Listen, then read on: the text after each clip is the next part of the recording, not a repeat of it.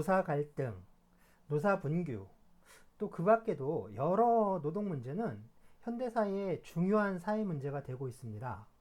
노동 문제는 노동 관계를 둘러싸고 발생하는 사회 문제라고 할 수 있는데요. 이제 노동 관계에 대해서 알아보기로 하겠습니다.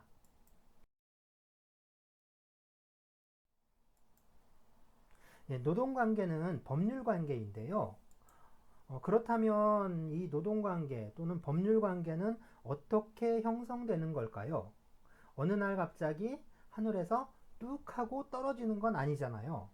무언가 법률 관계를 만들어내는 계기가 되는 게 있지 않을까요?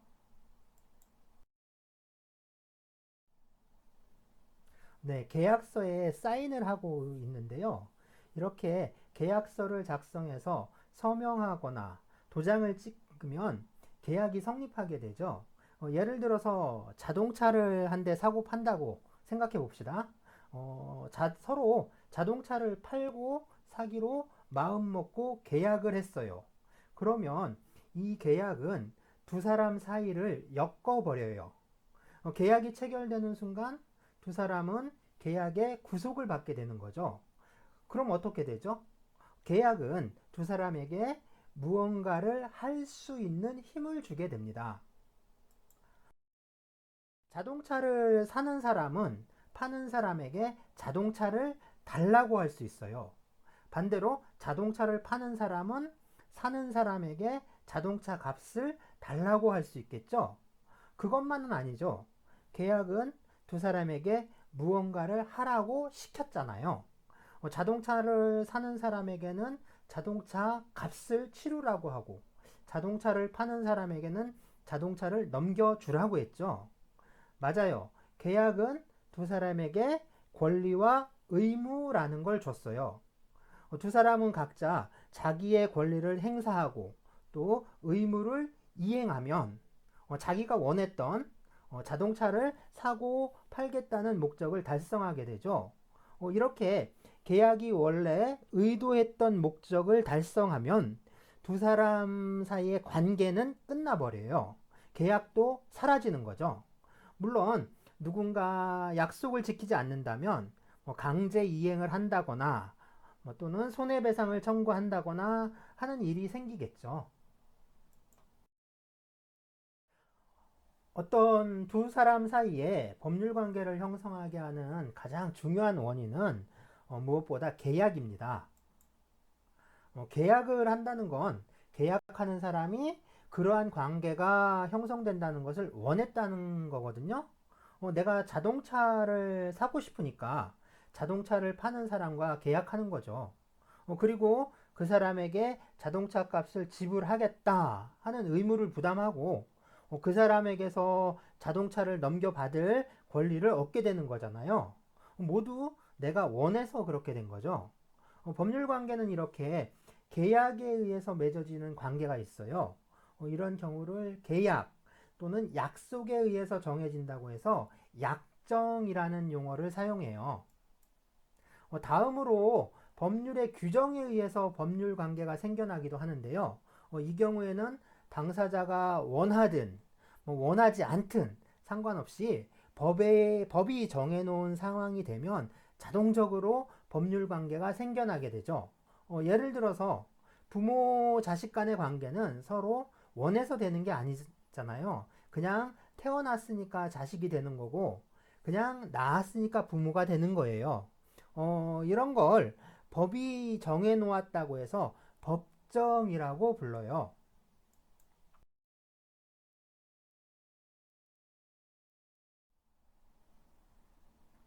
권리도 계약에 의해서 생겨나는 권리가 있고 법이 정해 놓았기 때문에 생겨나는 권리가 있어요. 내가 자동차를 사기로 계약을 했다면 나는 자동차를 받을 수 있는 권리가 있지요. 그건 내가 자동차를 사겠다고 계약을 했기 때문에 생긴 권리예요. 이런 걸 약정 채권이라고 해요. 다른 한편으로 부모님이 돌아가셨는데 부모님이 타시던 자동차를 내가 상속받게 되었다고 합시다. 내가 자동차를 물려받게 되니까 내가 자동차의 주인이 되는 것은 앞에서 자동차를 산다고 계약을 해서 자동차의 주인이 되는 것과 마찬가지예요.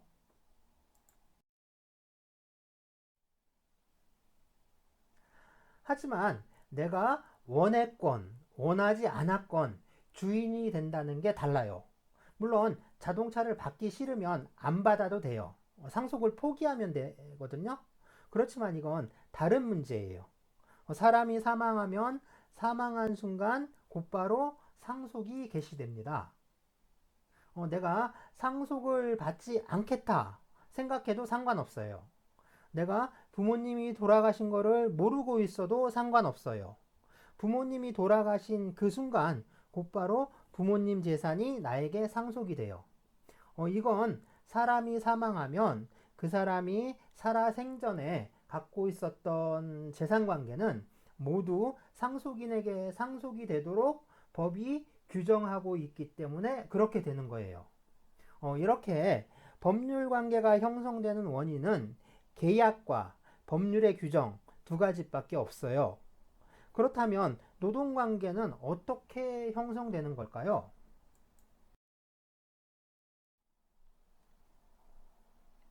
네, 옛날에 했던 드라마라고 하는데 저는 본 적은 없고요. 어, 결혼 계약, 결혼은 계약이에요. 그럼 계약은 뭘까요? 자, 두 사람이 결혼을 한다고 칩시다.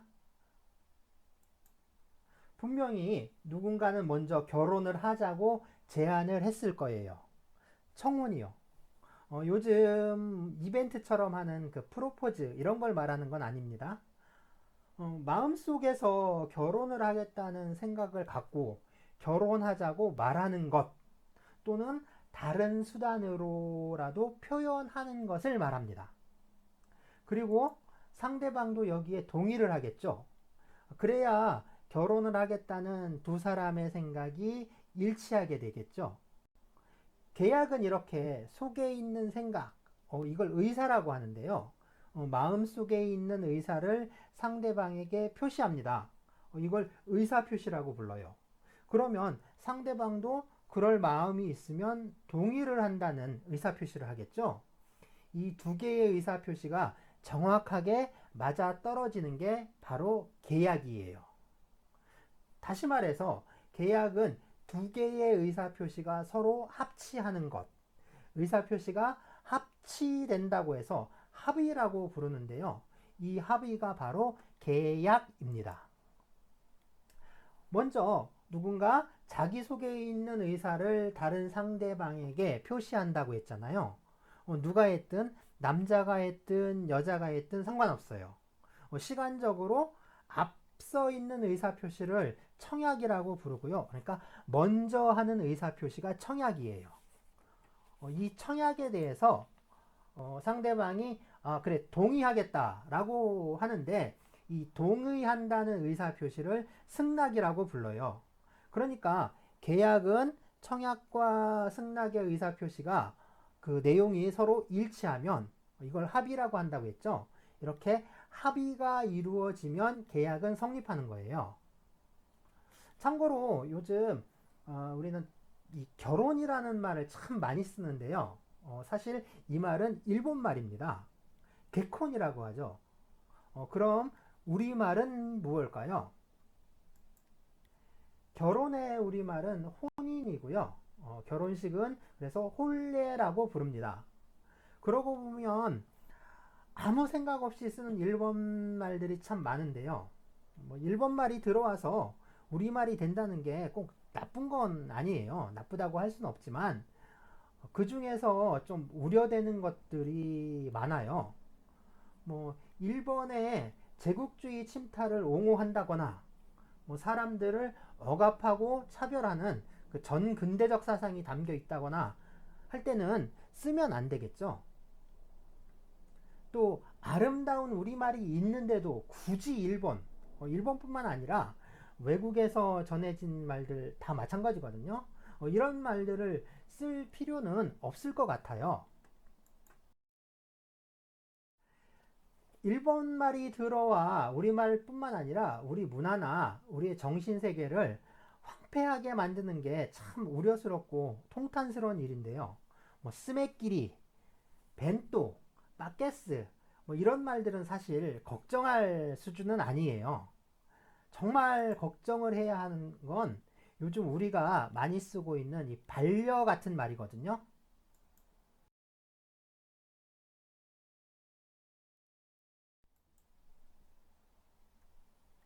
여기도 반려라는 말을 쓰고 있죠. 반려견, 반려묘, 반려동물.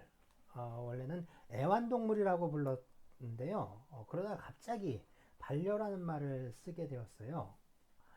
반려. 이게 무슨 말일까요? 반려라는 말은 한자로 되어 있는데 옛날 한문 쓸 때에는 없던 말입니다. 중국이나 우리나라 옛날 한문에서는 찾아볼 수 없어요.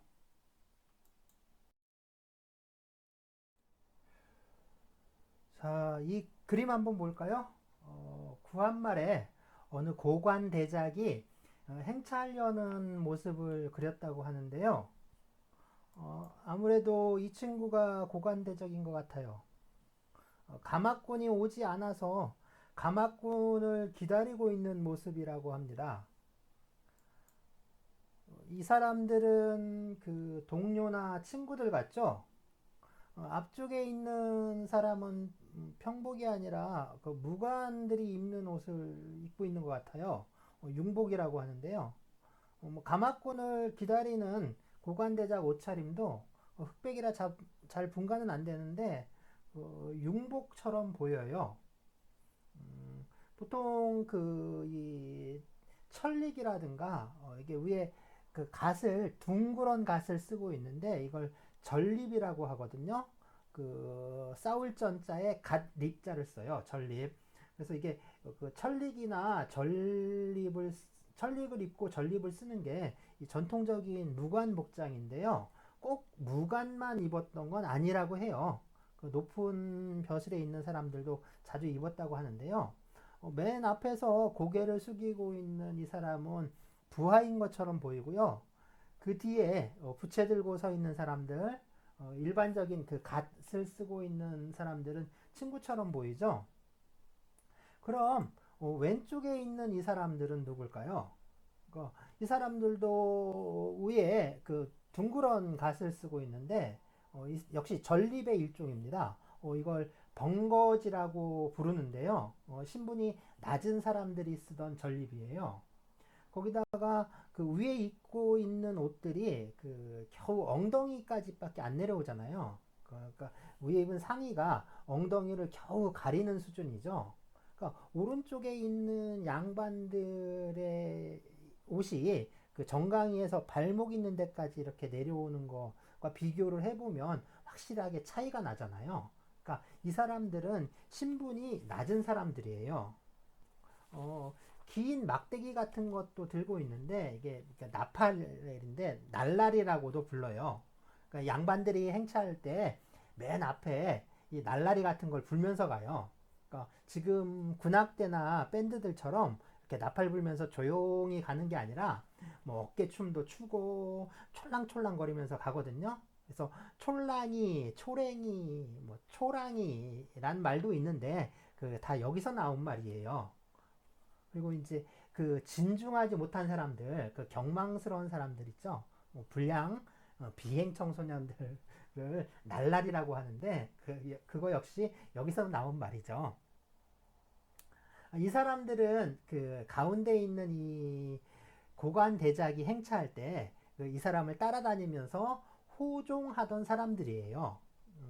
사극에서 호위무사라는 말을 자주 쓰는데 사실은 이 그 호위무사라는 말도 21세기에 만들어진 말이거든요. 원래는 그 없던 말이에요.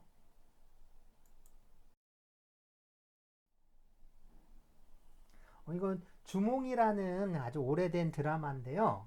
그 호위무사라는 말이 아마 이 드라마에서부터 시작되지 않았나 이렇게 생각이 됩니다. 그런데 호위무사라는 말, 그러니까 호자, 뭐 위, 무사 다 같은 뜻이에요.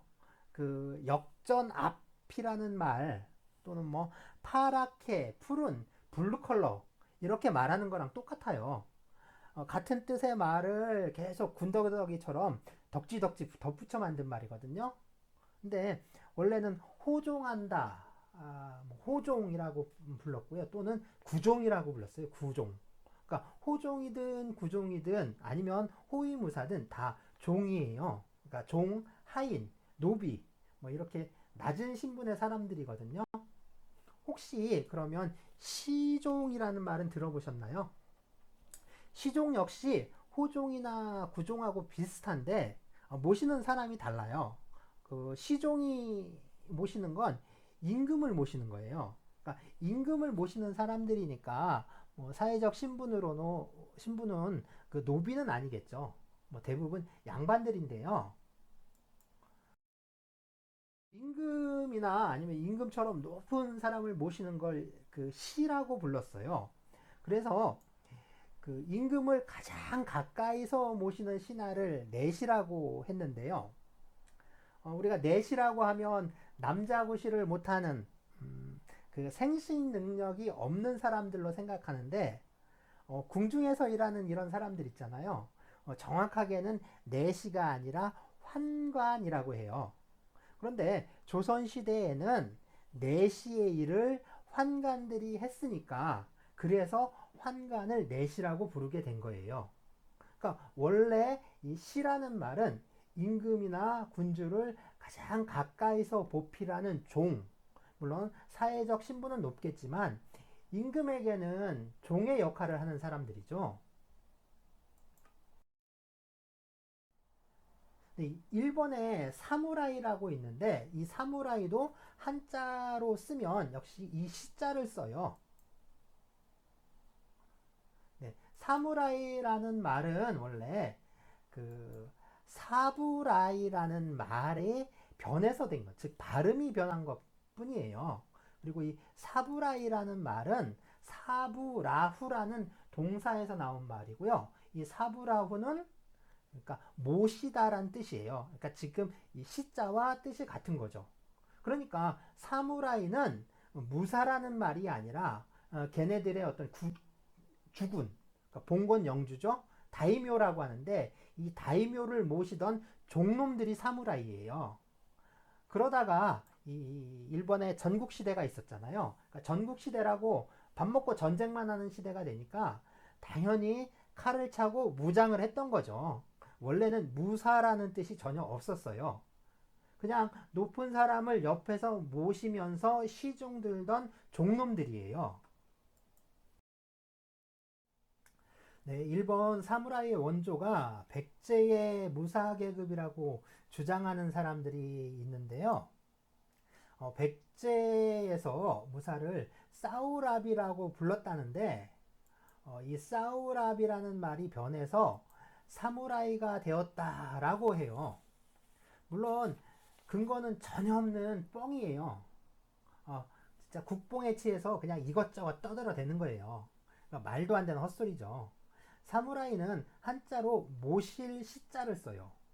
다시 말하지만 모신다는 뜻이거든요. 그래서 누군가를 모시는 사람이 사무라이라는 거죠.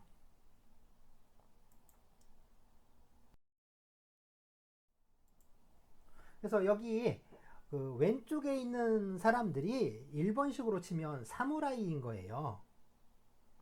그런데 이 사람들을 뭐라고 불렀냐면 반인이라고 했어요. 반자가 반려의 반자와 같죠. 옛날에 반려라는 말은 없었어도 반인이라는 말은 있었어요. 그러니까 이렇게 관리나 양반을 쫓아다니면서 모시는 사람들을 반인이라고 했어요. 이렇게 양반을 가까이서 모시는 사람들 우리말로 하면 뭐라고 할까요? 맞아요. 몸종이죠. 다른 말로는 근수노라고도 했는데요. 물론 몸종이나 뭐 반인, 구종, 별배, 근수노가 서로 정확히 일치하는 것은 아니고 조금씩 의미는 서로 달라요. 이 근수노는 벼슬아치들에게 국가에서 붙여주는 일종의 공로비들인데요. 품계나 직책에 따라 인원수가 달라요. 그러니까 벼슬아치들은 그러니까 국가에서 붙여주는 이 근수노에 자기 산호비까지 이제 데리고 다녔어요. 그러니까 우리가 사극에서 보는 것처럼 양반 관리가 혼자서 그 저작거리를 걸어 다니고 그러는 건 그냥 픽션이에요. 순이지 그 꾸며낸 거죠. 그러니까 사실은 그 실제로는 종놈들을 앞세워서 호위를 받으며 다녔던 거예요. 그러니까 벼슬길에 나가지도 못하고 가진 것도 없고 거의 쌍놈 취급받던 그러니까 족보상으로나 겨우 양반인 사람들이나 혼자서 걸어 다녔죠. 물론 이런 사람들은 사실 그냥 평민이에요.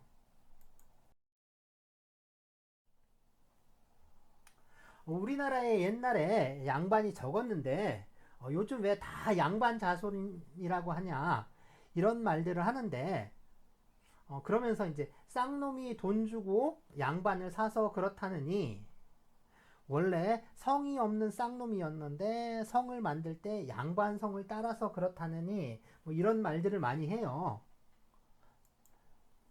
자, 이게 첩지라고 하는 건데 일종의 관리 임명장입니다. 원래 여기에 이름이 적혀 있어야 하는데 비어 있잖아요. 그래서 이름이 없다라고 해서 공명첩이라고 불러요. 그 나라에서 돈 많은 평민들한테 돈 받고 이걸 파는 거예요. 그러니까 벼슬을 파는 거죠. 이렇게 공명첩을 사서 그러니까 벼슬을 사서 양반이 되는 방법도 있고 또 다른 방법으로는 뭐 양반 족보도 사고 그랬다는데 뭐 이렇게 양반된 사람이 얼마나 될까요? 그때 많은 사람들이 양반이 돼서 지금 양반 자손들이 이렇게 많아졌을까요? 글쎄요. 그건 아닌 것 같아요. 사실은 그 성이 양반성이라고 해서 다 신분이 양반은 아니었다는 겁니다. 조선시대에 전주이 씨는 왕성, 그러니까 왕족인데요. 전주이 씨라고 해서 다 왕이 되는 건 아니잖아요. 전주이 씨에는 왕도 있지만, 그리고 왕실이니 종친이니 하는 왕과 가까운 친척도 있죠. 하지만 왕에게서 멀리 떨어지면, 그러니까 멀찌감치 떨어지면 성만 왕하고 같지 왕하고 뭐 사는데 아무 상관이 없어요. 그래서 과거급제 못하고 벼슬 못하면 그냥 전주희 씨도 쌍놈이 되는 거예요. 강화도령 철종이 왕이 되기 전에 강화도에서 농사 짓고 나무 하면서 살았잖아요. 그러니까 전주희 씨도 왕도 있고 왕실 종친도 있고 노비도 있고 백정도 있고 다 그런 거죠. 그러니까 양반 성이라고 해서 다 양반은 아니었다는 거예요. 자, 이제 그 반려라는 말을 추적해 보도록 하겠습니다. 일본의 그 전통 혼례 사진인데요. 반려라는 말이 우리나라나 중국에 없었다면 어디에 있었을까요? 자, 우리 그 동아시아 지역의 문명이 그 한자의 영향 속에서 발전한 건 사실이에요. 그래서 그렇지만 베트남이나 뭐 중국 남부의 소수민족이라든가 뭐 몽골의 유목민 문화 이런 데서 찾을 순 없잖아요. 거기는 그러니까 우리 문화와 직접적인 영향을 그 주기는 어려우니까요. 결국에 찾을 수 있는 데는 일본밖에 없죠. 근데 일본에 있어요. 반려라는 말은 원래 일본에서 쓰던 말이에요. 보통 이 려라는 글자는 사람의 무리, 사람이 모이는 것 또는 사람의 패거리를 의미하는 말이었는데요. 그럼 반은 무슨 뜻일까요? 요즘 한자 사전을 찾아보면 반이든 려든 다 짝이라고 뜻을 달아놨는데요. 그런데 이 반이나 려라는 글자는 우리가 생각하는 짝이라는 개념하고는 상당히 차이가 있습니다. 짝이라고 하면 우리는 서로 평등한 관계의 친구를 생각하는데, 그런 친구라면 그 논어 첫머리에 나오죠. 유붕이 자운방래하면 불역락호화 하는, 그런 친구라면 이런 붕자를 쓴다거나 또는 우자를 써야 돼요. 중국말로 친구를 붕우라고 하잖아요.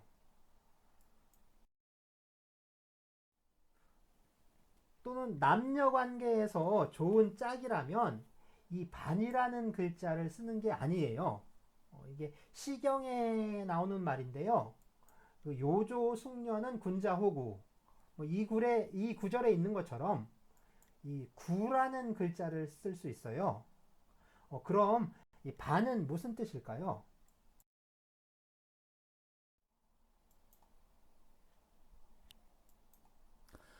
반은 원래 의지하다 또는 의존하다 또는 배종하다 이런 뜻이에요.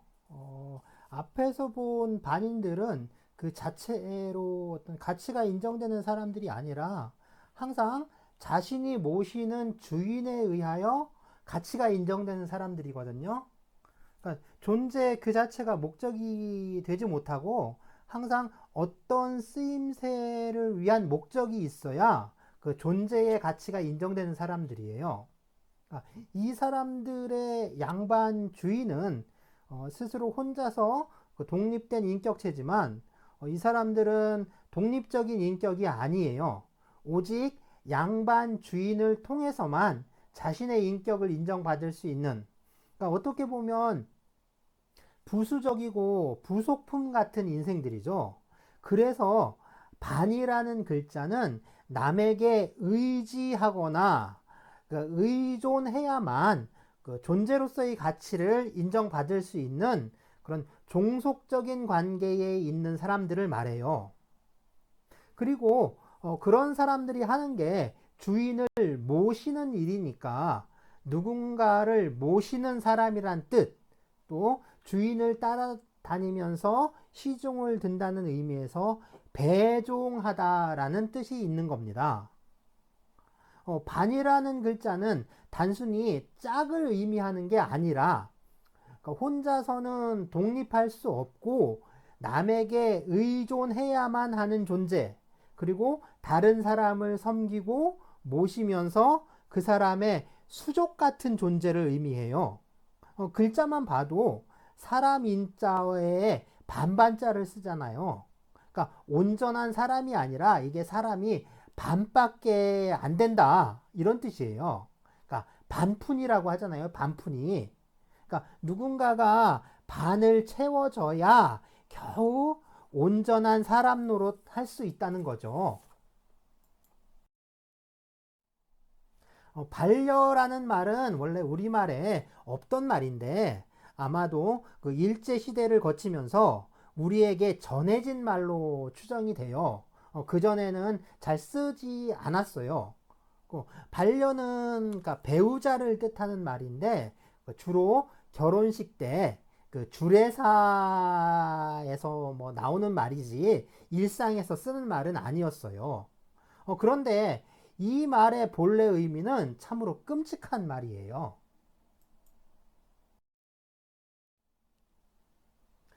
옛날 그 일본에서 여성의 지위는 참 형편없었거든요. 그러니까 우리나라도 옛날에는 여성의 지위가 그 낮았던 건 사실이지만 뭐 전 근대 시대에 뭐 중국이나 일본에서 여성의 지위에 비할 바가 아니죠. 그러니까 일본은 혼인을 하면 여성은 그 남성의 씨, 그러니까 우리는 성이라고 하는데 일본은 성이 아니라 씨를 써요. 그래서 일제시대에 그 한국식 성을 바꿔서 일본식으로 씨를 만들고 이름도 일본식 이름으로 바꾸라 해서 한 게 창씨 계명이에요. 씨를 새로 만들어라 창씨, 이름을 고쳐라 계명 이런 거죠. 그래서 일본 여성은 혼인을 해서 남자 집으로 들어가면 원래 자기 집안의 씨를 버리고 남자 집안의 씨로 바꿔야 돼요. 이건 서양 사람들도 마찬가지죠. 그러니까 서양 사람이나 일본 사람들은 성을 쓰는 게 아니라 씨를 쓰는 거예요. 그 성은 함부로 바꿀 수가 없거든요. 그 성은 자신의 혈통을 의미하는 것이고 그 하늘이 주신 것으로 생각을 했어요. 그러니까 하늘이 바꿔주지 않으면 사람은 바꿀 수 없는 거예요. 그러니까 하늘을 대리하는 게 임금이니까 오직 임금만이 성을 바꿔줄 수 있는 거예요. 또 요즘 유행하는 것처럼 성을 두 개, 세 개 이렇게 붙였을 수는 없어요. 그러니까 서양 여자들이 결혼해서 남자 쪽 성을 따르면서 자신의 그 처녀적 성을 같이 붙여 쓰기도 하는데요. 이건 서양 사람들의 성이 성 개념이 아니라 씨 개념이기 때문에 그래요. 성은 선택을 할 수는 있지만 두 개를 합쳤을 수는 없어요. 왜냐하면 두 개를 합치면 새로운 성이 만들어지는 거죠. 성을 바꾸는 게 돼요. 그건 하늘만 할 수 있는 일이거든요. 물론 개념이 그렇다는 거예요. 개념이.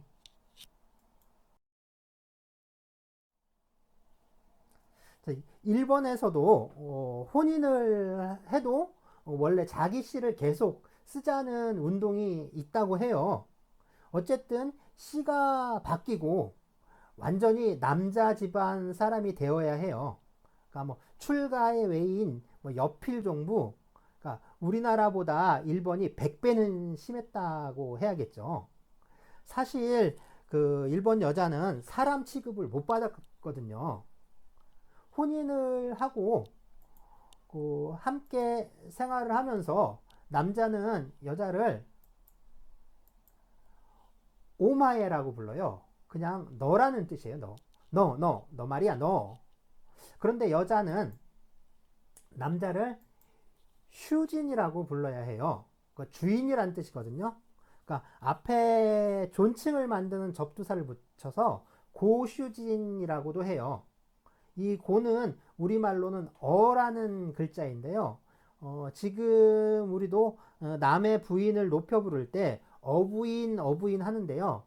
이 어자가 그 임금을 뜻하는 말이에요. 그러니까 여자는 그냥 하찮은 너예요, 너. 그러니까 손가락질 하면서 가리키는 너. 하지만 남자는 임금이죠. 사실 그래요. 일본이 봉건 사회를 거쳤잖아요. 천황은 일본 왕이 아니에요. 그냥 신도라는 일본 종교의 우두머리, 그냥 국가 무당일 뿐이에요. 진짜 왕은 일본에서 진짜 왕은 일본을 쪼개서 다스리던 봉건 영주들이죠. 그리고 집으로 치면 집안으로 치면 집집마다 있는 남자 가장이 왕인 거예요. 그래서 일본의 농민들, 그러니까 평민들은 지나가는 그 사무라이가 기분 나쁘면 그냥 죽여도 돼요. 아무런 이유도 없고 이유도 모르고 그 사무라이 놈이 그냥 칼 뽑아서 키리스테요 하고 목을 잘라버리면 그냥 죽어야 되는 거예요. 그건 여자도 마찬가지였어요. 여자는 그 사람이 아니라 그냥 부품이에요.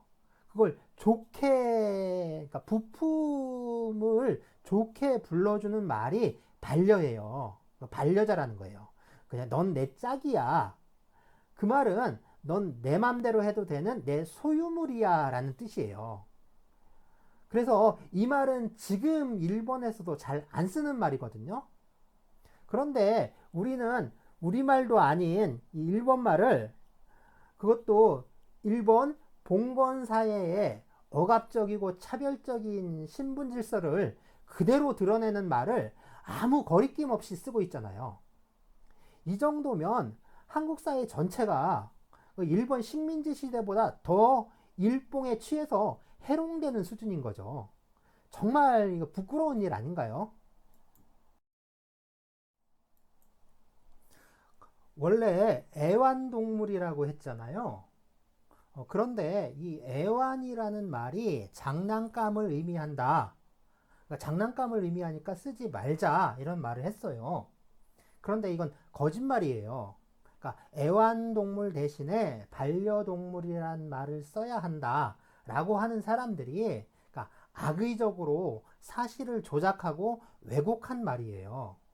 그러니까 장난감을 물론 완구라고 하는데 이 완구라는 말이 장난감이란 뜻은 아니에요. 그러니까 완이라는 글자는 그 좋아한다라는 뜻이지. 그러니까 완구는 애들이 좋아하는 기구, 도구라는 뜻이에요. 그래서 장난감을 가리키는 말이 된 거지 말뜻이 장난감은 아닌 거죠. 그러니까 애완이라는 말은 장난감과는 아무런 상관이 없는 말이에요. 애는 사랑한다라는 뜻이고 완도 사랑한다, 좋아한다라는 뜻이에요. 또 희롱한다라는 뜻도 있는데 우리가 희롱한다라고 하면 뭐 성희롱이나 이런 거 생각해서 안 좋은 의미로 받아들이는데요. 그런데 원래 희롱은 그 안 좋은 의미가 아니에요. 그냥 희롱은 놀린다는 뜻도 있는데 사실은 그 남녀 간에 그 서로 좋아 죽는 사이 있잖아요. 그러니까 그런 사람들끼리 서로 히히덕거리는 짓 좋아가지고 뭐 애정 표현하는 거 이런 것들을 희롱이라고 한 거예요. 자, 이 둘을 보세요. 요 둘이 하는 짓을 보면 남들이 보면 눈꼴실이죠. 한 쌍의 바퀴벌레라고 하잖아요. 참 민폐죠, 민폐. 그런데 그건 남들 시선이고요. 얘네 둘은 어떨까요? 얘네 둘은 지금 서로 좋아서 죽을 지경이죠. 뭐 남들이야 어떻든 간에 이런 걸 희롱한다라고 하는 거예요. 그러니까 서로 죽고 못 사는 사이에 남들이 보기에 꼴불견 같은 짓을 벌이면서 이 당사자들이 느끼는 그 심정, 그게 희롱이에요. 그리고 이게 완인 거죠. 완. 애완할 때 완. 그 장난감이란 뜻이 아니고요. 그런데 이 애완이라는 말을 왜 이상한 반려라는 말로 바꿨냐면 그 영어로는 펫이잖아요. 그 1980년대에 국제대회에서 누군가 제안을 했대요. 펫이란 말을 쓰지 말고 컴패니언이라는 말을 쓰자 이렇게요. 그럼 펫을 안 쓰고 컴패니언을 쓰면 되잖아요. 그런데 뜬금없이 반려동물이란 말이 나온 거예요. 보통 펫을 애완동물이라고 번역하는데 이건 번역일 뿐이죠. 펫이라는 의미와 애완이라는 의미가 일치하는 것도 아니고요. 더군다나 배우자를 뜻하는 그 반려라는 말을 여기에 쓸 필요까지는 없었던 거죠. 컴패니언은 친구, 동지, 동무 이런 뜻이죠. 그럼 친구나 동무라고 불러야지 왜 반려라고 했을까요? 그러니까 이 말을 고안한 사람이 생각이 없었던 거예요. 그러니까 무식하고 무지했던 거죠. 아니면 그러니까 지독한 안티였을지도 몰라요. 그래서 일부러 악의적인 말을 골라 붙인 걸 수도 있죠. 이것과 똑같은 사례가 있는데요. 네, 요즘 많이 쓰는 말이죠. 비혼, 혼인을 하지 않았다. 또는 혼인을 하지 않겠다. 라는 뜻으로 쓰는 말인데요. 그 미혼이란 말이 혼인을 해야 하는데 아직 하지 않았다. 이런 뜻이니까 이 말은 혼인을 꼭 해야 한다는 가치관을 그 내포하고 있다라고 보는 거예요. 혼인을 할 건지 말 건지는 개인의 선택이잖아요. 그러니까 기혼, 미혼이란 말은 개인의 선택, 특히 여성의 자유와 권리를 억압한다는 거예요. 이것도 사실은 조작된 말이에요. 미혼이라고 할 때 미자는 아직 아니다 라는 뜻이 있는 건 맞아요. 하지만 꼭 해야 하는데 아직 안 했다 라는 뜻까지 있는 건 아니에요. 그런 뜻은 없어요. 그냥 단순 부정에 불과해요. 그런데 이 미자를 빼고 비자를 붙여서 비혼이라고 하면 더 큰 문제가 생기거든요. 이 비라는 글자는 단지 아니다라는 뜻이 아니에요. 비는 틀렸다, 옳지 않다, 잘못되었다라는 뜻이 들어간 아니다예요. 옳을 시, 그를 비라고 해서 시비라고 하잖아요. 그러니까 비자를 쓰면 그것은 옳지 않다는 부정적 가치 판단을 실어서 아니다라고 하는 거예요. 그럼 혼인을 한 사람과 안 한 사람 중에 누가 옳고 누가 그른 걸까요? 비혼인이 뭐 이렇게 비자를 자꾸 붙여 쓰는데 바로 이게 사회 혐오를 부추기는 거예요. 자꾸 누군가를 또 무언가를 잘못됐다, 틀렸다, 옳지 않다 라고 공격하는 심리거든요. 하지만 미자는 뭐 아무런 가치 판단이 개입되지 않은 그냥 단순 부정형이죠. 안 했다는 거예요. 그런데 이제 앞으로 혹시 할 수도 있으니까 그런 가능성이 있으니까 아직 안 했다라고 하는 것 뿐이에요.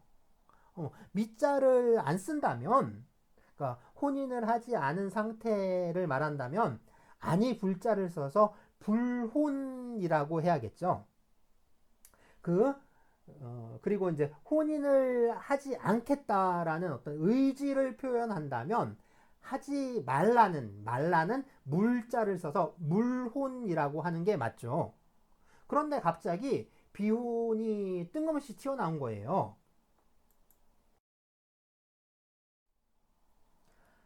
정말 심각한 건 다른 데 있는데요.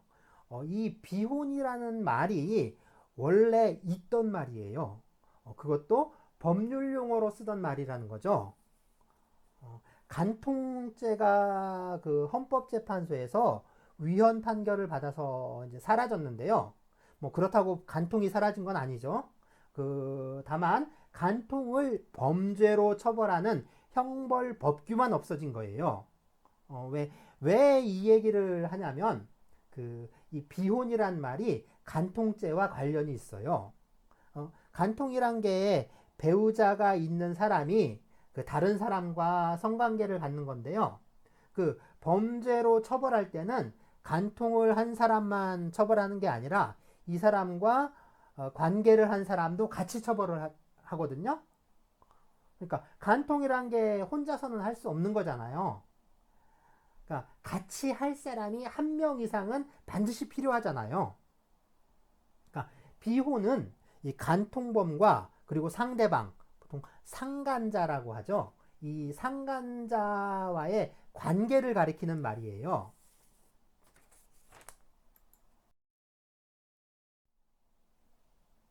자, 간통으로 이혼하고서 상간녀와 같이 살 집을 구한다고 어느 TV 프로그램에 나와서 이제 문제가 됐는데요. 곧바로 통편집 됐다고 하네요. 네, 이 두 사람이요. 이 남자가 바로 아내가 있는데 간통한 남자고요.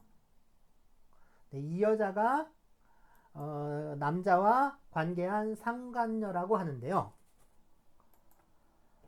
네, 비혼이라는 말은 이 두 사람의 관계를 말하는 거예요. 물론 지금은 이혼을 했으니까 이제는 해도 되고 이제 해도 간통은 아니고 또 비혼도 아니죠.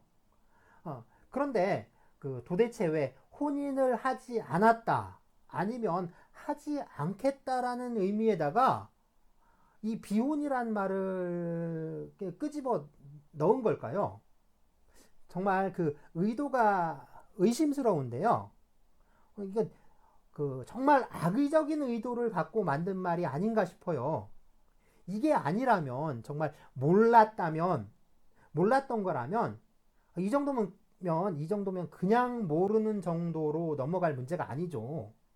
그러니까 이렇게 심각한 문제가 있는데 그러니까 어떻게 비혼이라는 말이 여성의 권리 신장에 도움이 된다는 거죠. 이런 사례들이 한두 가지가 아닌데요. 어쨌든 지금 우리는 그 노동관계에 대해서 말하고 있는 거니까, 그러니까 원래 주제로 일단 돌아갑시다.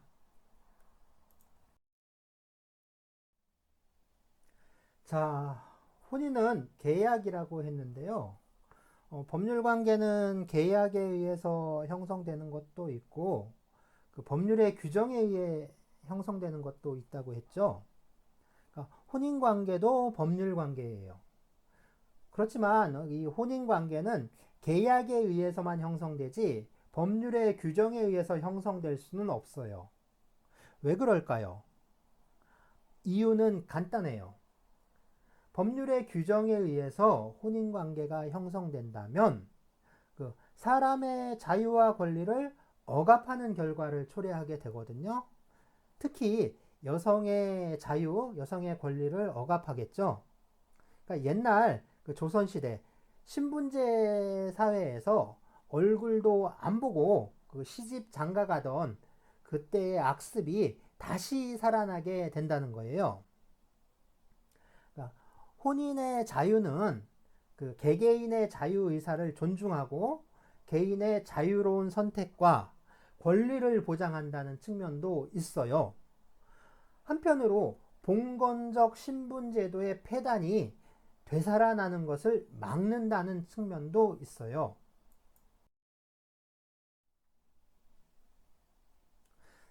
노동관계 역시 마찬가지인데요. 노동자는 그 생계를 위해서 그 어쩔 수 없이 노동력을 팔아야 하는 그런 존재이지만 그 안에서의 그 자유로운 의사에 기해서 그 선택할 수 있는 권리, 그런 권리는 최대한으로 보장해 줘야 하겠다 하는 거죠.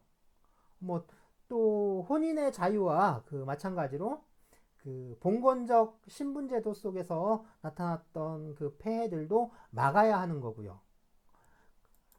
그래서 노동관계라는 법률관계 역시 오직 계약, 그러니까 노동계약에 의해서만 형성될 수 있어요. 바로 봉건시대의 가장 큰 폐단이었던 강제노동을 막기 위한 것이죠. 강제노동을 방지하기 위한 노력에서 그 헌법 제12조 제1항에 관련 규정을 두게 되었는데요. 그러니까 모든 국민은 신체의 자유를 가진다. 누구든지 법률에 의하지 아니하고는 체포, 구속, 압수수색 또는 신문을 받지 아니하며 법률과 적법한 절차에 의하지 아니하고는 처벌, 보안처분 또는 강제노역을 받지 아니한다. 여기 나오죠. 강제노역을 받지 아니한다. 네, 강제노역을 받지 아니한다. 라고 규정하고 있지요. 근로기준법에도 역시 관련 규정을 두고 있는데요. 사용자는 폭행, 협박, 감금, 그 밖에 정신상 또는 신체상의 자유를 부당하게 구속하는 수단으로서 노동자의 자유의사에 어긋나는 노동을 강요하지 못한다. 이처럼 노동자가 비록 생계 또는 생존을 위해서 일을 해야 하지만 그러한 절박한 사정이 노동자들에게 어떤 인격적 구속이나 억압을 초래하지 않도록 해야겠죠. 따라서 노동관계의 형성에 있어서 노동자들이 자유로운 의사에 따라 선택할 수 있도록 최대한 보장하려고 노력해야 한다는 의미라고 할 수 있어요. 사실 노동관계는 자유로운 관계도 아니고요. 평등한 관계도 아니에요. 뭐 평등하지 않다는 게 노동자와 다른 노동자와의 관계에서의 평등을 말하는 건 아니고요. 노동자와 사용자의 관계에서 사용자는 노동자에 비하여 항상 우월적인 지위에 있기 마련이죠. 이것이 일반적인 민사관계에 당사자들이 갖는 지위와 크게 다른 점인데요. 그 부동산 매매 계약을 예로 들어보기로 하죠.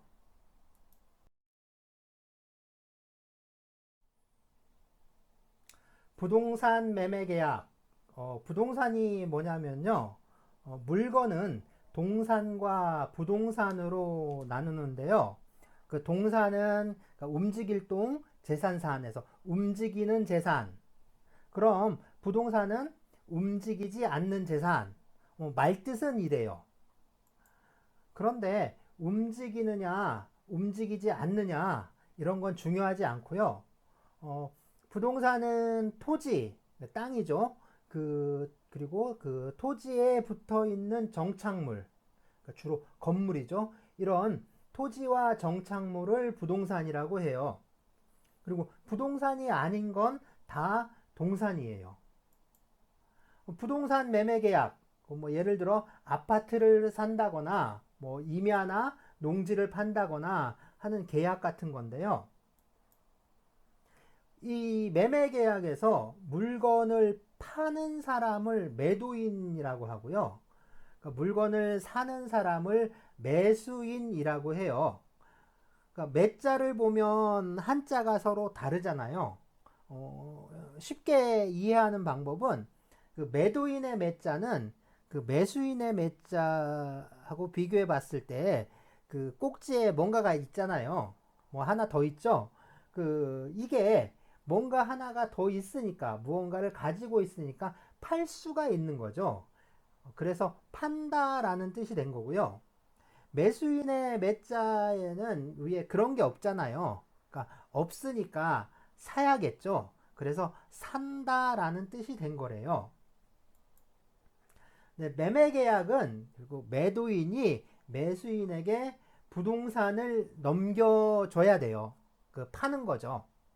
그러면 매수인은 그 부동산에 대한 대가, 그러니까 돈, 그러니까 매매 대금이죠. 그 돈을 지급해야 됩니다. 그래서 물건을 주고 그 돈을 받는 거, 이게 매매 계약이에요. 이 매매 계약에서 매도인과 매수인은 서로 평등한 관계에 있습니다. 물론 현실에서 뭐 우열 관계가 있을 수는 있지만 뭐 일반적으로 보거나 또는 이론적으로도 두 사람의 관계에서 뭐 누가 더 힘이 세고 또 누가 더 불리한 지위에 있고 이런 게 없다는 거예요. 다른 한편으로 매도인과 매수인은 서로 처지가 바뀔 수가 있어요. 이걸 지위의 호환성이라고 하는데, 지위의 호환성. 지금은 내가 땅을 파는 사람이지만 다음에 계약할 때는 내가 땅을 사는 사람이 될 수도 있다는 거예요. 물론 실제로 그렇다는 게 아니라 그럴 가능성이 있다라는 걸 의미해요. 그러니까 나는 아파트를 파는 사람이 될 수도 있고 또 아파트를 사는 사람이 될 수도 있다는 거죠.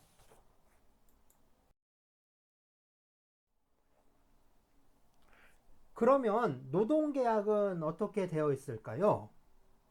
노동계약은 노동자와 사용자 사이의 계약인데요. 노동자는 사용자에게 노동력을 판매를 하죠. 그러면 그 사용자는 노동자에게 노동력에 대한 대가로 돈을 줘요. 뭐 이 돈을 보수, 봉급, 임금 뭐 다양하게 부르는데요. 어쨌든 노동력을 팔고 돈을 받는 것, 이게 노동계약의 핵심이죠. 여기서 노동계약과 부동산 계약의 기본 구조는 동일하다는 것을 알 수 있어요.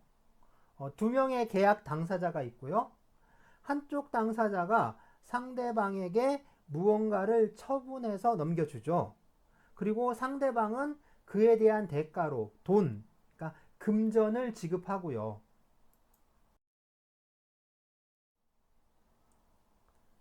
여기서 노동관계와 부동산 계약 사이의 차이점은 계약을 통하여 거래되는 것이 노동관계에서는 노동력이고 매매계약에서는 부동산이라는 점인데요. 노동관계가 부동산 매매계약과 달리 노동자와 사용자 사이에 불평등한 우열관계이고 또 서로 간의 뭐 지위의 호환성도 인정되지 않는 것은 계약을 통해서 거래되는 노동력이 부동산과는 다르기 때문이다 라고 할 수 있어요. 이것을 그 노동력이 상품으로서 갖는 특수성이라고 하는데요. 이 노동력의 특수성으로 인해서 노동관계의 특수성, 나아가 노동법의 특수성이 발생한다고 할 수 있어요. 그럼 노동시장에서 이 노동력이라는 상품이 갖는 특수성이 무엇일까요?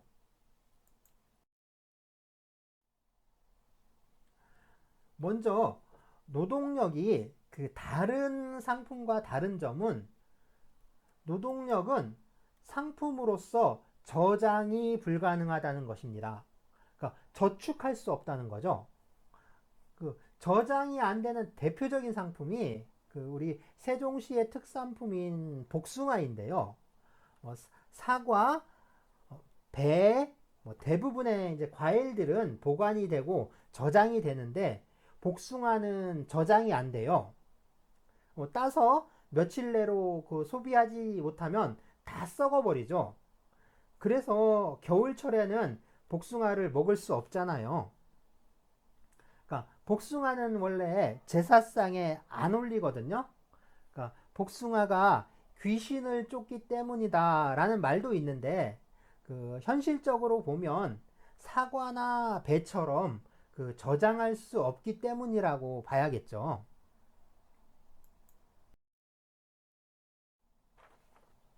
그 우리 동양신화에 그 제사상에 왜 복숭아를 안 올리는지 이제 슬픈 이야기가 하나 전하는데요. 명궁이라고, 그러니까 활쏘기를 잘했다고 알려진 이 예라는 사람에 관한 이야기입니다. 이름이 예인데요. 동방 사람이에요. 그러니까 동이족이라고도 하죠. 그 요임금 때 그 중원에 그 요순 할 때 그 요임금 때 이 중원에 그 태양이 한꺼번에 10개가 뜬 적이 있어요. 그러니까 원래 이제 이 태양신은 그 동방천재, 그러니까 동방의 그러니까 동쪽 지방의 하늘 임금인데요. 이 동방천재에게 자식이 10명이 있었어요. 근데 다 까마귀, 그러니까 삼조고예죠. 그 까마귀 형상을 하고 있는 태양신인데요. 그러니까 원래는 한 명씩, 그러니까 열흘에 한 명씩 번갈아 가면서 이렇게 떠야 되는데 얘네가 어리다 보니까 장난을 친 거예요. 10마리가 한꺼번에 그냥 하늘로 다 날아 올라간 거죠. 그러니까 이제 하늘에 태양이 10개가 있는 거예요. 사람들이 엄청 고통스럽죠. 무더위가 그냥 장난이 아닌 거죠. 그러니까 요임금이 그 여러 가지 방법을 써봤는데 하나도 안 통하니까 그 동방에 있는 그 동방 천재에게 도와달라고 이제 한 거예요. SOS 친 거죠. 그러니까 동방 천재는 그 신하 중에 이제 활을 잘 쏘는 예라는 사람을 파견을 해요. 그 자식들이 이제 말을 안 들으면 활로 쏴라 뭐 이런 식으로 해서 보낸 거죠. 그런데 이 예라는 사람이 좀 고지식한 면이 있어요. 활로 이제 쏘라고 했다고 진짜 쏜 거예요. 그러니까 하늘에 있는 태양, 그러니까 까마귀, 그러니까 삼조고를 하나씩 이게 쏴서 잡은 거예요. 그러니까 아무리 고지식해도 그 천재의 자식들인데 죽이는 건 좀 심하잖아요. 어쨌든 태양이 그러니까 태양을 9개나 떨어뜨리고 나니까 이제 아차 싶은 거죠. 물론 이제 천재가 얘의 팔꿈치를 툭 쳤다느니 뭐 얘가 그 갑자기 떠오르는 게 있어서 멈췄다느니 뭐 하는 이야기 버전은 뭐 여러 개가 있는데 어쨌든 까마귀 그러니까 삼조고 한 마리는 살려놔요. 그래서 하늘에 이제 태양이 하나만 남은 거죠. 그리고 나서 이 얘는 그 천재의 자식을 죽였잖아요. 9이나 죽였으니까 이제 동방 그러니까 하늘로 돌아갈 수가 없는 거예요. 그러니까 얘는 중원에 남아서 그 요임금을 도와서 그 괴물들을 이제 퇴치를 해요. 그게 이제 그 뒷이야기인데 어쨌든 여러 괴물들 퇴치를 하고 그랬는데 이 얘의 아내가 그러니까 부인이 지금 이제 달에 산다고 하는 달의 여신 항아예요. 그러니까 얘가 그 같이 중원에 올 때 같이 왔는데 그 하늘로 못 돌아가게 되니까 많이 화가 난 거죠. 그래서 얘가 그 중원의 서쪽에 있는 서왕모에게 가서 불사약을 구해와요. 그러니까 죽지 않는 약을 구해오는데 그 원래 이제 둘이 같이 먹으려고 그 얘와 항아가 이제 그 같이 먹으려고 2인분을 갖고 왔는데 항아가 밤에 몰래 그걸 2인분을 혼자서 다 먹어요. 그런데 너무 많이 먹으니까 약을 너무 많이 먹다 보니까 부작용이 생기죠. 이 부작용이 생기니까 그 둥둥 몸이 가벼워져서 둥둥 떠가지고 달로 가게 된 거예요. 그래서 이 항아가 달의 여신이 되거든요. 물론 이제 그 얘는 중원에 혼자 남게 되죠. 그러니까 중원에 혼자 남아서 그 할 수 없이 이제 그 사람들을 모아서 활쏘기를 가르치는데 활쏘기를 가르쳤는데 이 활쏘기를 잘했던 제자 중에 복몽이라는 제자가 있어요. 이 중원 제자 중에 이 복몽이라는 제자가 어느 날 이제 생각을 한 거예요. 얘가 살아있으면 얘가 활쏘기 1인자니까 명궁이니까 자기가 1인자가 될 수가 없죠. 그러면 어떻게 하냐 해야 할까 생각하다가 얘를 죽이면 얘가 죽으면 자기가 1인자가 되겠다 이런 생각을 한 거예요.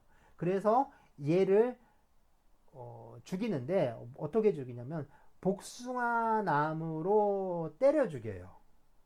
그래서 동방의 이제 신장이고 명궁인 그 얘가 복숭아 나무에 죽었기 때문에 이 동방 사람들, 그러니까 동이족들은 제사상에 복숭아를 올리면 안 된다 하는 얘기가 뭐 이제 전해져 내려오고 있어요.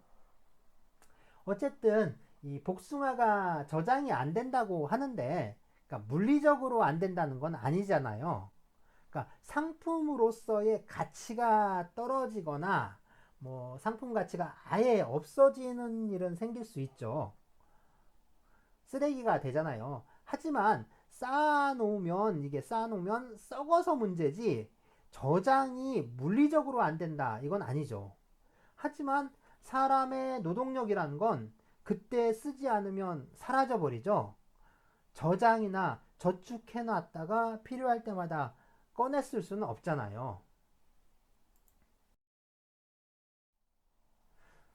네, 또 다른 특징으로 이 노동력은 그 노동력을 지니고 있는 사람에게서 분리할 수 없다는 특징이 있어요.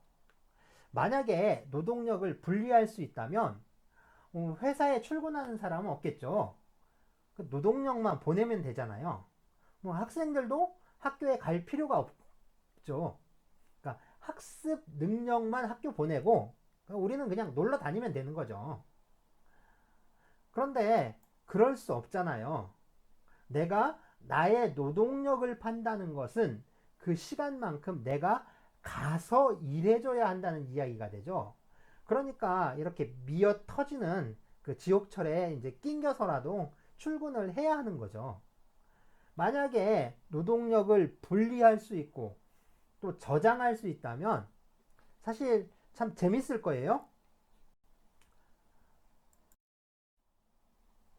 네, 프로야구 이런 거 엄청 재밌겠죠.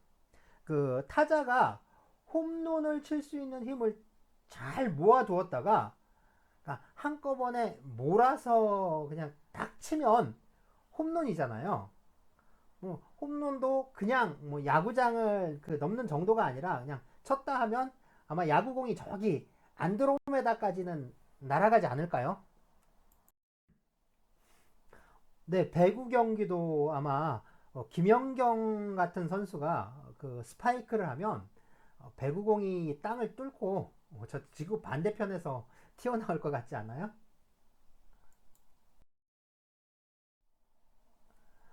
네, 그런데 그럴 일은 없죠. 그 노동력은 사람에게서 떼어낼 수도 없고 저축해 둘 수도 없습니다. 게다가 그 노동력이 거래되는 노동시장에서 그 노동력을 파는 사람과 그 사는 사람은 서로 호환적이지 않아요. 그러니까 파는 사람은 계속 팔아야 하고 사는 사람은 계속 사는 사람으로 남아있죠. 다시 말해서 지위가 상호 호환성이 없고 그 고정적이라는 점이 특징이에요.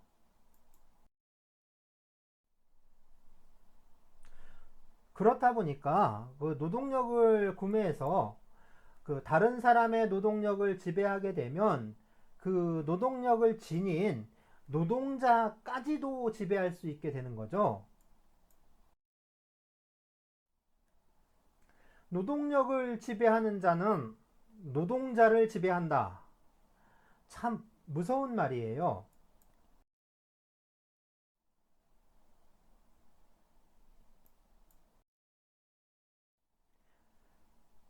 자본주의 이전에 그 전 근대 시대의 그 노동의 특징은 그 신분에 기초한 노동이라는 점입니다. 그 노예제도나 그 농노제도를 근간으로 해서 신분에 따라 그 노동에 종사하는 구조였죠. 그리고 그 노동은 자신의 의지가 아니라 주어진 신분에 따라서 강제받는, 그러니까 법적으로 보자면 강제 노동이었죠. 그래서 농노의 자식으로 태어나면 농사를 지어야 하고 그 수공업자 집안에서 태어나면 장인이 되어야 했던 거죠. 뭐 직업 선택의 자유도 없었지만 뭐 일을 할 것인지 아닌지 한다면 언제 어떤 방식으로 할 건지를 그 결정할 수 있는 자유도 없었죠. 그 사람들이 자유를 얻게 된 게 결국은 신분제도가 철폐되면서부터인데요. 다시 말해서 농노 또는 노예 상태에서 해방되면서부터이죠. 네, 그 고대의 노예들이 그 일을 하고 있는 그림입니다.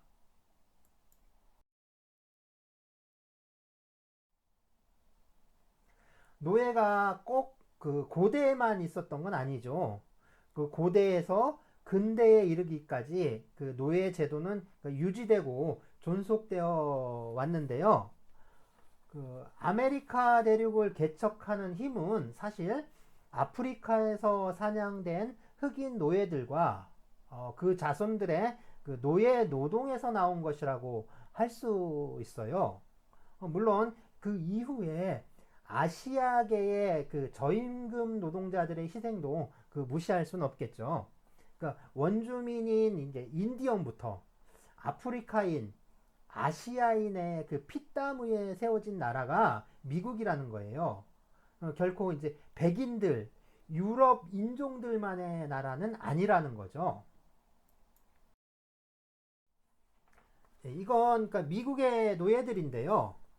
미국의 그 어느 이제 한국학 교수가 그 우리나라가 조선 시대까지 그 노비제에 기초한 어떤 노예제 사회, 노예제 국가라고 이제 공공연히 주장하고 있는데요. 제 생각에는 첫째 그 노비와 노예가 동일한 것인지가 의문입니다. 그리고 노비의 의미를 그 정치 권력과 그 사회 구조 속에서 재해석할 필요가 있지 않나 이런 생각인데요. 그 우리가 그 너무 그 서구 유럽인의 시각으로 우리 스스로를 재단하고 있는 것은 아닌지 그 돌아볼 필요가 있다고 생각돼요. 어쨌든 이건 그 미국의 노예들이고요. 그 미국 역시 노예 국가였고, 뭐 유럽도 노예 제도가 오래 유지되었던 노예제 국가였다는 점이죠.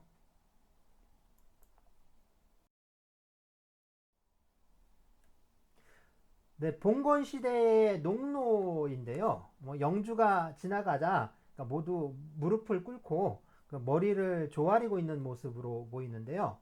그 노예보다는 독립적이긴 하지만 그 여전히 그 예속적인 성격이 강하죠.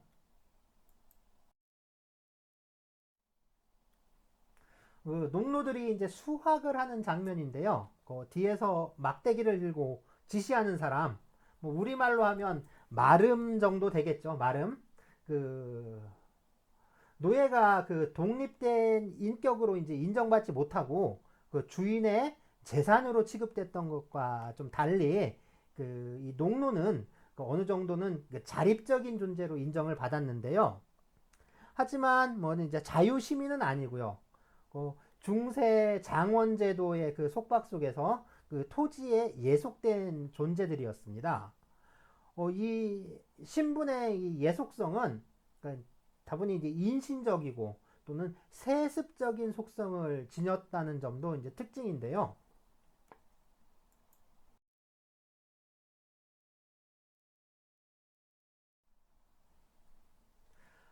사람들이 이제 신분제도의 속박으로부터 이제 벗어나서 자유로운 그 인격을 가진 존재로 이제 거듭나게 되는 게 이 근대 시민혁명을 거치면서부터입니다.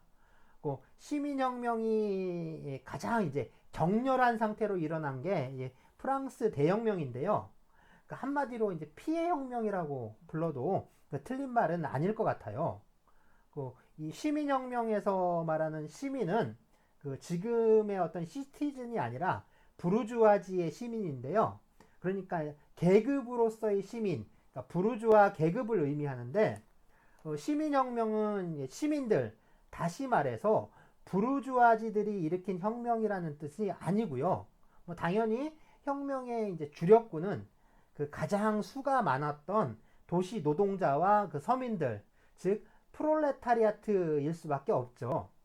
하지만 이 프롤레타리아 혁명이라고 하지 않고 부르주아 혁명이라고 하는 이유는 이 혁명을 통해서 부르주아 계급이 권력을 장악하기 때문에 그렇습니다.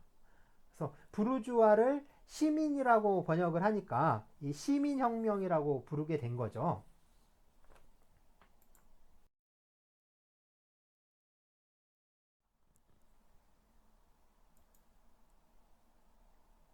From status to contract. 네, 신분에서 계약으로 라는 아주 유명한 말인데요. 그 영국의 법학자, 이 스코틀랜드 출신인데 이 영국 법학자 헨리 메인이라는 사람이 그 고대법이라는 자신의 저서에서 그 중세적인 신분 질서 사회에서 근대의 어떤 계약 질서 사회로의 그 이행을 설명하기 위해서 한 표현입니다. 그러니까 시민혁명으로 탄생한 근대 국가는 이 중세의 봉건적이고 그 신분적인 제약으로부터 벗어나서 그 사회 구성원 개개인의 어떤 평등한 자유 인격을 최대한으로 보장하고 그 개인에 대한 그 국가의 간섭을 최소한으로 제한한다. 뭐 하는 걸 기본 이념으로 하게 되었다. 뭐 이런 말이죠. 이렇게 이제 근대 시민혁명을 통해서 사람들은 그 자유로운 인격과 그 인격의 평등을 얻게 되었는데요. 문제는 갑자기 자유는 생겼는데, 자유가 생기긴 했는데, 뭘 해야 되는 건지 알 수가 없는 거예요. 그 노예가 해방되면 좋을 것 같죠. 근데 무조건 좋기만 한 건 아니죠. 그러니까 노예에게 자유는 없지만 대신 노예는 주인이 먹여 살리잖아요. 그러니까 굶어 죽지는 않아요. 그런데 자유민은요. 자유는 있지만 재산이 없으면 굶어 죽기 딱이죠. 혁명으로 예속적인 신분에서 그 해방돼서 자유를 얻었는데 자유의 실제 모습은 그러니까 자유의 실제 모습은 그러니까 굶어 죽을 자유밖에 없는 거예요. 그러면 이제 어떻게 해야 될까요?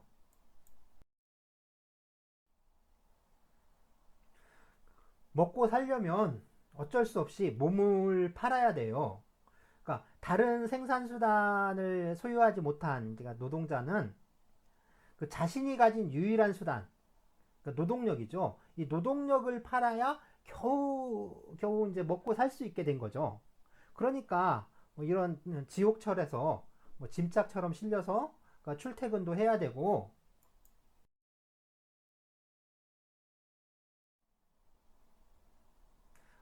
이런 갑질 정도는 그눈 감고 참아야 하는 거죠. 그러니까 먹고 살려니까. 혁명으로 자유를 얻었다고 했는데 그 자유는 어디로 간 걸까요? 사실 자유는 형식적이고 명목적인 것에 불과했던 거죠. 그러니까 실제로는 임금 노예로서의 삶이었던 거예요. 그러니까 임금을 위해서 자유를 다시 저당 잡혔다라고 할 수밖에 없죠. 결국 노동관계의 본질은 일단 예속적인 신분에서 해방은 됐어요.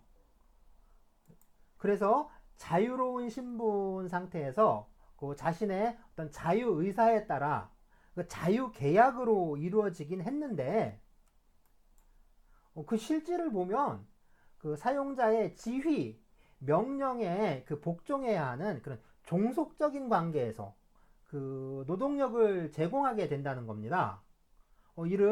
이것을 이제 종속 노동 또는 그 노동의 종속성이라고 하는데요. 그래서 노동 관계를 그 종속 노동 관계 또는 사용 종속 관계라고 부르기도 합니다.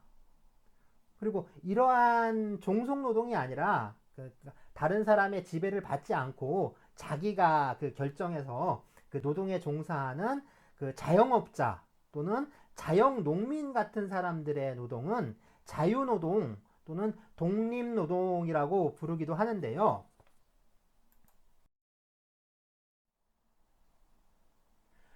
어쨌든 노동법은 이러한 종속 노동관계 또는 사용 종속 관계를 그 규율하는 법규범 체계를 말합니다. 이것이 그 노동법의 특수성, 즉 종속 노동관계를 규율한다는 것이 바로 노동법의 특수성이라고 할 수 있어요. 노동법은 사유재산제도를 기초로 해서 그 재산 거래가 그 자유로운 그 시장 경제 시스템을 전제로 해요. 일반 상품이 이제 거래되는 생산물 시장이 있고요. 이와 별도로 그 노동력이 거래되는 노동시장의 존재가 먼저 인정이 되어야죠. 그리고 이 노동법은 무엇보다도 이 자본주의 질서를 유지하고 그 존속하려는 특성을 보이는데요. 노동법은 대표적인 그 자본주의 체제의 산물이고 또 자본주의의 파수꾼이라고 할 수 있어요. 그러니까 노동조합이다, 뭐 노동운동이다라고 하면 일단 빨간 색안경부터 쓰고 보는 사람들이 있는데 사실 이 노동조합과 노동조합 운동이야말로 그 자본주의를 옹호하고 지키려는 그 체제 내적이면서 그 자본주의 질서에 순응하는 그 메커니즘이라고 할 수 있어요. 그 사실 이 문제는 그 개별 자본과 그 총자본의 이해가 서로 대립한다고 할 수 있는데 개별 자본은 자신들의 이익을 최우선 과제로 삼죠. 그러니까 노동조합은 이 개별 자본과 충돌할 수밖에 없는 거예요. 그렇지만 총자본은 이 총자본의 과제는 어느 누구의 이익보다는 그 시스템의 그러니까 전체 시스템의 유지 존속에 있는 거죠. 그러니까 자본주의 체제를 수호하려는 거죠. 그래서 어느 특정한 개별 자본이 홀로 득세를 해서 그 이익을 이렇게 증대시키면 이 개별 자본의 이익은 증대할 수 있어요. 하지만 이게 전 사회적인 이익을 오히려 감소시킬 수 있거든요. 그래서 이 전체적인 시스템에 오히려 위기를 초래할 수 있는 거죠. 마치 독점 기업이 나타나서 그 시장에서 이 건전한 경쟁을 완전히 황폐화시켜 버리면 국민 경제에 오히려 해가 되는 것과 같은 이치죠. 그래서 노동조합은 그 사실 이 총자본의 안전판이라고도 할 수 있습니다. 그러니까 안전판이 어디에서 어떻게 작동하고 있는지가 그 사회의 시스템이 얼마나 건전한지 또는 건강한지를 알려주는 거라고 할 수 있죠. 그래서 이 노동조합의 투쟁이 활성화될수록 오히려 자본주의 시스템이 건강해지고 자본주의 질서가 강화되면서 자본주의가 발전한다라고 할 수도 있어요. 만약에 그 노동운동이 자본주의를 타도하고 전복시키려고 한다면 그러니까 투쟁이 아니라 봉기를 해야 되죠.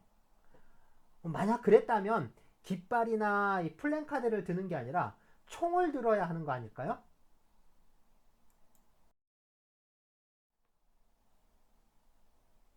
좀 순수하게 그 법적인 시각에서 이 노동 관계를 바라본다면 이 노동 관계는 노동 계약에 의해서 형성되는 약정 채권 관계라고 할 수 있는데요. 약정 채권 관계. 무슨 말인지 좀 어렵죠. 일단은 이렇게 알아두시고 앞으로 이제 수업 시간에 차근차근 알아가도록 하죠. 그 약정 채권 관계요. 어쨌든 이 노동법은 그 민법, 특히 이제 채권법의 특별법이라고 할 수 있는데요. 노동법 학습하려면 그러니까 민법적인 지식도 많이 필요하다고 할 수 있습니다. 물론 이게 내가 민법을 전공했다고 이런 말을 하는 건 아니고요. 자, 이제 그 노동법의 이제 개별적인 주제들에 대해서 알아볼 건데요. 이제 제 2강이죠. 다음 시간 이제 수업 주제는 그 노동법의 법원입니다. 법원. 여기서 법원은 그 재판을 하는 법원, 그러니까 즉 코트를 말하는 게 아니라 그 법의 연원, 이 법의 연원을 줄여서 법원이라고 하는데요. 이 법의 소스를 말해요. 그 이 법원, 법의 연원 꼭 알아두세요. 다음 시간입니다.